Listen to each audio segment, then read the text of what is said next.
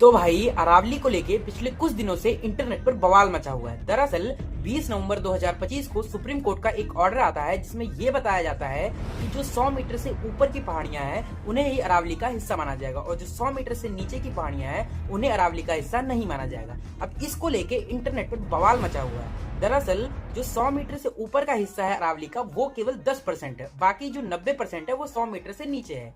लेकिन अब लोगों का कहना है कि इससे जो अरावली है वो पूरी तरीके से नष्ट हो जाएगा।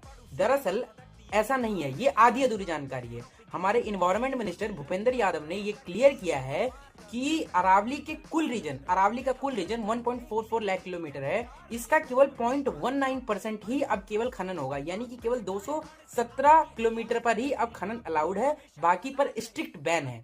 साथ ही उन्होंने ये भी बताया है कि जो दिल्ली का रीजन है, जो दिल्ली का अरावली रीजन है, उस पर अब कोई माइनिंग नहीं होगी। 20 से ज्यादा जो प्रोटेक्टेड और रिजर्व एरियाज है उन पर भी अब कोई माइनिंग नहीं होगी।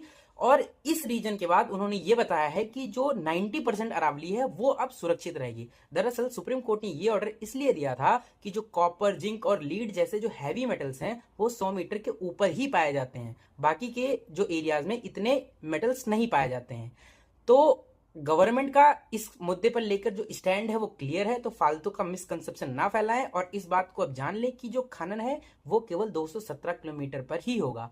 आपका क्या राय है, आप हमें इस पर कमेंट करके जरूर बताएं। गवर्नमेंट का ये फैसला सही है या गलत? धन्यवाद।